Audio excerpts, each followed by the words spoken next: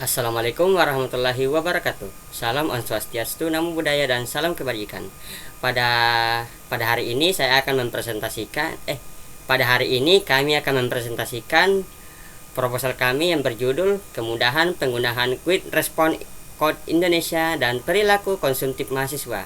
Peran Literasi Keuangan di Universitas Negeri Makassar, yang disusun oleh saya sendiri, Firjaun Listianto, dengan NIM 24020950110, dan teman kelompok saya yaitu Syakira Maitsa Salsabila dengan NIM 2402095011044.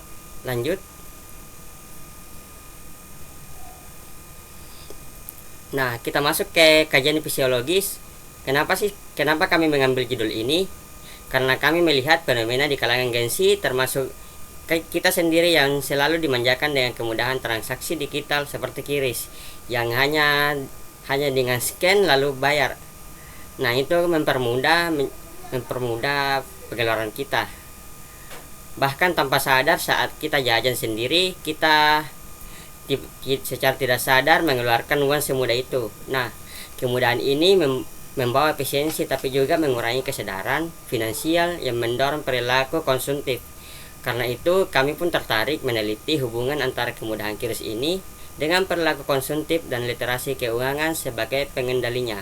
Dan adapun teorinya yaitu teori perilaku terencana dan juga teori tentang berkurangnya pain of paying. Nah, itulah sebabnya kenapa penggunaan QRIS ini yang dianggap mudah juga membawa berkurangnya rasa untuk membayar. Jadi kadang terlalu cepat kita membayar tanpa sadar bahwa pengeluaran kita sudah banyak sekali. Oke, mungkin kita masuk saja ke bab 1 pendahuluan. Bukan. Kita masuk ke research model kanvas. Adapun juga penyesuaian dari research model kanvas yang di awal. Nah, sekarang research model kanvasnya atau MC-nya membahas tentang topik yaitu kemudahan penggunaan QRIS, literasi keuangan, dan perilaku konsumtif. Dan masalahnya menyangkut kemudahan QRIS mendorong jajan impulsif dan pengeluaran konsumtif.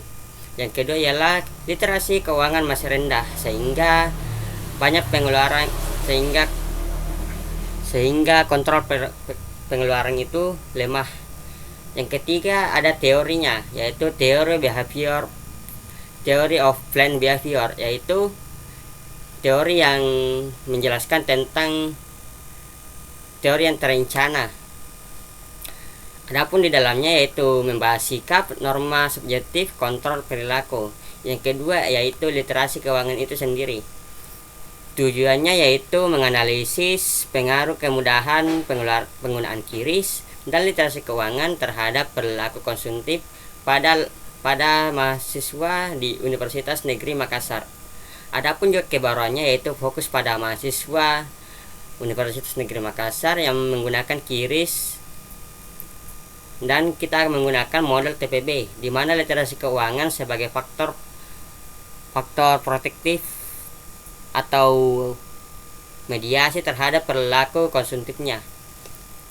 Dan metode yang kita gunakan adalah pendekatan kuantitatif dengan menggunakan kuesioner skala Likert pada mahasiswa pengguna QRIS. Yang kedua ialah analisis regresi PLSM. Nah, judul yang kita tentukan yaitu kemudahan penggunaan Quick Response Code Indonesian Standard dan perilaku konsumtif mahasiswa, yaitu peran literasi keuangan di Universitas Negeri Makassar. Lanjut, kita masuk ke bab 1. Nah, pada bab 1 ini di latar belakang membahas tentang awal perkembangannya teknologi pembayaran, lalu masuk ke data empirisnya, lalu ke yuridis, dan masuk ke gap masalah dan harapannya. Nah, di sini kan tertulis perkembangan teknologi digital mendorong perubahan besar dalam transaksi masyarakat Indonesia melalui QRIS sebagai sistem pembayaran terintegrasi. Nah, awalnya ini perkembangan teknologi digital ini dulu kan bukan dulu kan kita pakai tunai, baru kayak kredit, debit, yaitu kartu. Dan sekarang kita sudah masuk ke perkembangan yang lebih canggih, yaitu sistem scan. Nah, QRIS juga termasuk salah satu dari inovasi tersebut. Dan adapun juga landasan teorinya, yaitu berlandaskan teori plan of behavior yang dikemukakan oleh Ajizen 2020 yang menekankan pengaruh sikap, norma sosial, dan kontrol diri terhadap perilaku. Nah, teori ini menjelaskan tentang bagaimana lingkungan bisa mempengaruhi terhadap kehidupan. Dan secara empiris atau landasan empirisnya, ada lebih 65% pengeluaran daring yang remaja yang digunakan untuk makanan dan minuman. Nah, kita sendiri melihat bagaimana pengeluaran kita setiap hari, apalagi dengan adanya QRIS ini. Kan kita tinggal scan lalu bayar. Dan juga didukung oleh Perpres nomor 114 tahun 2020 tentang keuangan inklusif.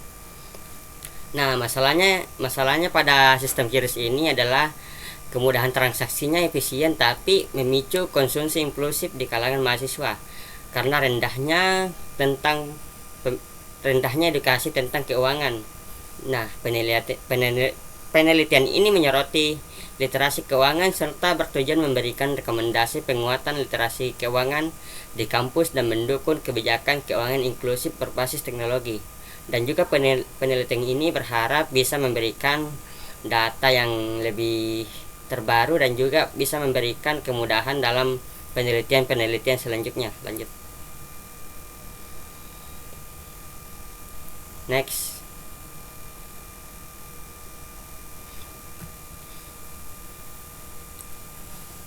Yang masuk pada poin kedua, yaitu tinjauan khusus riset. Pada tinjauan kami itu mengkaji hubungan kemudahan penggunaan QRIS dengan pola konsumtif mahasiswa, khususnya budaya jajan dan sel reward.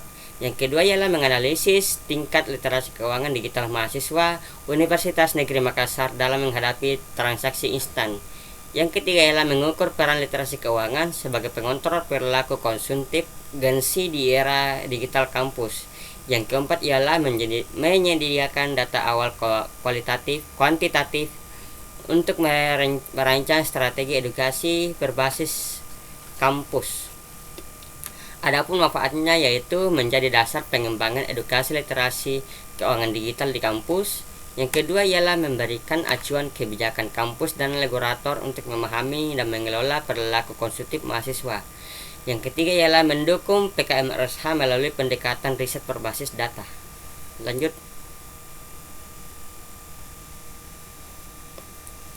Yang keempat ialah keutamaan riset ini. Riset ini mengintegrasikan teknologi keuangan atau QRIS, perilaku konsumtif, jajan, dan sel reward, dan literasi keuangan pada generasi Z. Yang kedua ialah menawarkan perspektif baru berbasis data empiris di lingkungan kampus. Yang ketiga ialah mendukung penguatan literasi finansial digital mahasiswa melalui PKM RSH. Adapun juga target temuannya yaitu bagaimana sih hubungan QRIS dengan kebiasaan jajan pada mahasiswa. Yang kedua ialah bagaimana tingkat dan pengaruh literasi keuangan terhadap pengendalian pengeluaran. Yang ketiga, apa sih peran literasi keuangan sebagai faktor pelindung dan perilaku konsumtif. Yang keempat, rekomendasi awal program edukasi. Dan yang kelima ialah kajian perilaku finansial digital di ranah sosial humaniora. Lanjut. Dan pada penelitian ini semoga bisa memberikan kontribusi ilmiah yaitu memperluas kajian perilaku konsumtif TPB dan keuangan digital. Yang kedua ialah menyediakan metodologi terukur untuk studi serupa di kampus lain. Yang ketiga ialah menjadi acuan edukasi literasi finansial berbasis data empiris untuk generasi cashless. Nah, untuk luaran riset dari PKM RSH ini yaitu laporan kemajuan, laporan riset, artikel ilmiah, dan akun media sosial edukatif. Next. Oke, kita masuk ke bab 2 yaitu tinjauan pustaka. Yang pertama ialah teknologi pembayaran digital dan QRIS. Nah, yang pertama ini kita menggunakan adalah media yang kita gunakan, media yang kita kaji. perkembangan teknologi pembayaran digital di Indonesia meningkatkan pesat dengan hadirnya QRIS sebagai standar nasional di Bank Indonesia. Nah, QRIS ini mempermudah secara efisien serta mendorong inklusi keuangan di berbagai sektor. Nah, kemudahan ini juga menimbulkan tantangan baru seperti meningkatnya kecenderungan konsumtif, pembelian impulsif, dan kurangnya kesadaran finansial yang memadai. Yang kedua ialah kita masuk ke teori yang digunakan, yaitu teori planned behavior. Nah, penelitian ini berlandaskan pada teori of planned behavior yang menjelaskan bahwa niat perilaku dipengaruhi oleh 3 faktor. Nah, faktornya yaitu sikap terhadap perilaku, yaitu pandangan individu terhadap manfaat tindakannya. Yang kedua ialah norma subjektif, yaitu pengaruh sosial terhadap perilaku seseorang. Yang pertama ini kayak kita jajan nih. Nah, jajan ini bisa jadi kita merasa bahagia, nah itu self reward, tapi kita secara tidak sadar bahwa pengeluaran kita sudah banyak. Yang kedua ialah pengaruh sosial, seperti halnya kayak mereka juga sudah pakai ini itu, mereka beli ini dan itu, lalu kita pun juga ikut, seperti FOMO lah misalnya. Yang ketiga ialah kontrol perilaku yang dirasakan, yaitu kontrol seseorang mengendalikan tindakannya. Nah, kadang kita itu tidak sadar, kita mikir, mending beli ini atau jangan itu. Secara tidak sadar kita tidak tahu mana yang lebih penting dan mana yang sebenarnya belum tentu penting. Nah, dalam konteks ini, sikap positif terhadap QRIS, tekanan sosial dari budaya digital, dan lemahnya kontrol diri dapat mendorong perilaku konsumtif. Lanjut.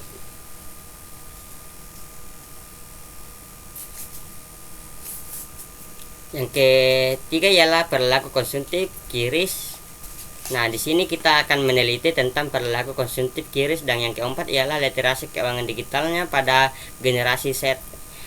Yang ketiga ini membahas tentang perilaku konsumtif, bagaimana sih perilaku konsumtif pada mahasiswa pada Gen Z, dan bagaimana juga literasi keuangan pada generasi Z. Lanjut.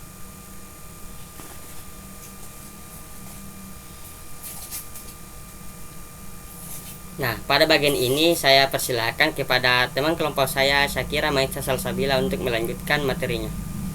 Dipersilahkan. Oke, baik. Terima kasih atas kesempatan yang diberikan. Baik, jadi di sini saya akan melanjutkan mengenai bab 3 metode riset. Kita masuk pada 3.1, yaitu waktu dan tempat pelaksanaan. Waktu penelitian ini dilaksanakan pada bulan Juli hingga Oktober 2026 di Universitas Negeri Makassar, di mana respondennya adalah mahasiswa aktif dari beberapa fakultas yang menggunakan QRIS dalam aktivitas transaksi sehari-hari. Lanjut kepada 3.2, yaitu bahan dan alat yang digunakan. Yaitu pertama, data primer diperoleh melalui kuesioner daring dan luring kepada para mahasiswa di Universitas Negeri Makassar. Yang kedua, yaitu data sekunder berasal dari publikasi ilmiah, laporan resmi, dan dokumentasi terkait QRIS serta literasi keuangan. Yang ketiga, yaitu alat penelitian Google Forms, SPS atau Smart PLS, laptop, dan spreadsheet untuk pengolahan data. Selanjutnya, pada poin 3.3, yaitu variabel riset, kami mengambil 3 variabel riset, yaitu yang pertama yaitu variabel independen atau X, yaitu kemudahan penggunaan QRIS, di mana indikator ini mencakup kecepatan, kemudahan, keamanan, dan ketersediaan merchant. Untuk yang kedua yaitu variabel intervening Z, literasi keuangan digital, di mana indikatornya mencakup pemahaman konsep keuangan, kontrol pengeluaran, dan kesadaran risiko digital. Yang ketiga yaitu variabel dependent Y, perilaku konsumtif mahasiswa, di mana indikatornya mencakup impulsive buying, self reward, pengaruh media sosial, dan pembelian non esensial. Lanjut kita masuk ke bagian 3.4 tahap riset, yaitu yang pertama, persiapan penyusunan proposal, uji validitas kuesioner, dan perizinan penelitian.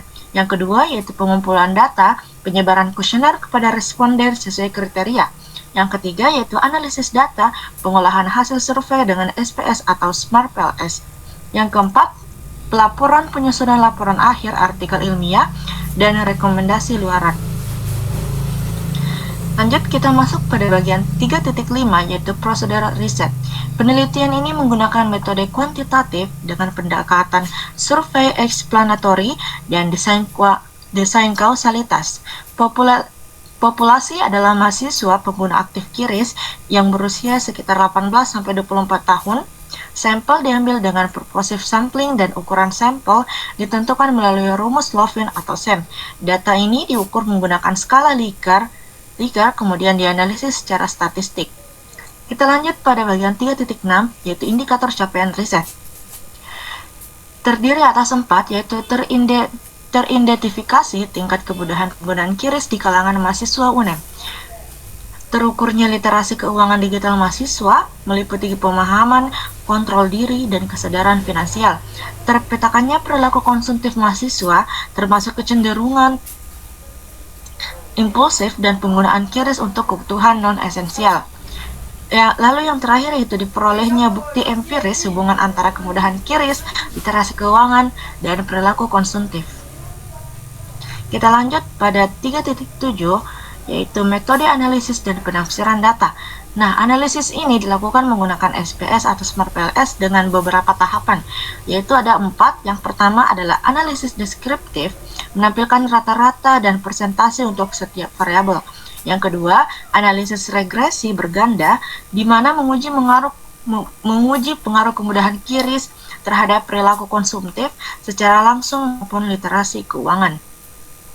Yang ketiga yaitu uji mediasi atau moderasi, mengukur peran literasi keuangan digital sebagai variabel intervening antara kemudahan QRIS dan perilaku konsumtif. Yang keempat yaitu hasil analisis ditafsirkan berdasarkan nilai signifikansi, p-value, dan koefisien regresi. Kita masuk pada bagian 3.8, penyimpulan hasil riset. Kesimpulan riset ini disusun berdasarkan hasil analisis statistik untuk menjawab hubungan antara QRIS, perilaku konsumtif, dan literasi keuangan mahasiswa. Temuan ini diharapkan memberikan rekomendasi strategis bagi penguatan literasi keuangan digital di lingkungan kampus, serta mendukung arah kebijakan keuangan inklusif berbasis teknologi di Indonesia. Lalu kita masuk pada bab 4 untuk biaya dan jadwal kegiatan. Kita masuk pada 4.1 yaitu anggaran biaya, di mana jenis pengeluarannya itu terdiri atas 4. Yang pertama yaitu bahan habis pakai yang berasal dari Belmawa sebesar 3.800.000 untuk perguruan tinggi sebesar 1.100.000. Yang kedua yaitu sewa dan jasa, di mana dana yang berasal dari Belmawa yaitu 800.000 dan perguruan tinggi 250.000. Selanjutnya yang ketiga yaitu transportasi lokal, di mana Belmawa terdiri dari 1.500.000 dan perguruan tinggi 150.000. Untuk pengeluaran lain-lain yang keempat yaitu Belmawa 400.000 dan perguruan tinggi 500.000. Dengan demikian total semua untuk Belmawa yaitu 6.500.000 dan untuk perguruan tinggi 2 juta, hingga jika ditotalkan semuanya mendapatkan total 8.500.000. Untuk yang kedua, 4.2 jadwal kegiatan. Kami memiliki 9 jadwal kegiatan, yaitu yang pertama pengumpulan literatur pada bulan pertama, penanggung jawabnya yaitu anggota ketiga, dan yang kedua yaitu mencari data awal, di mana akan dilakukan pada bulan pertama, dan penanggung jawabnya adalah saya sendiri, Syafira Melisa. Yang ketiga yaitu pengolahan data yang juga akan dilakukan di bulan pertama, dengan penanggung jawabnya adalah saudara Firjawan. Untuk yang keempat, desain media akan dilaksanakan pada bulan kedua, di mana penanggung jawabnya adalah saya Syafira Melisa. Dan yang kelima, validasi pakar akan dilaksanakan selama 2 bulan, yaitu bulan kedua dan bulan ketiga, yang akan dilakukan oleh anggota keempat. Yang keenam yaitu olah konten produk yang akan dilakukan pada bulan ketiga, yang akan dilakukan oleh saya sendiri yaitu Syafira Melisa. Untuk yang ketujuh, uji coba media pada bulan ketiga, yang penanggung jawabnya adalah saya sendiri Syafira Melisa. Dan yang ke-8, evaluasi dan revisi media beserta penyusunan laporan akan dilaksanakan pada bulan terakhir, dan penanggung jawabnya adalah anggota keempat dan anggota ketiga. Selanjutnya kita masuk pada bagian kesimpulan. Jadi kesimpulannya yaitu penelitian ini bertujuan untuk mengkaji hubungan antara kemudahan penggunaan QRIS dan perilaku konsumtif mahasiswa Universitas Negeri Makassar dengan literasi keuangan sebagai variabel perendah. Melalui pendekatan kuantitatif berbasis Theory of Planet Behavior, TPB, riset ini diharapkan mampu memberikan gambaran empiris tentang bagaimana kemajuan teknologi pembayaran memengaruhi pola konsumtif Gen Z di era digital, serta mendorong pentingnya edukasi literasi keuangan yang relevan di lingkungan kampus. Baik, itulah tadi presentasi dari kelompok kami. Kurang lebihnya kami mohon maaf. Sekian saya ucapkan terima kasih. Assalamualaikum warahmatullahi wabarakatuh.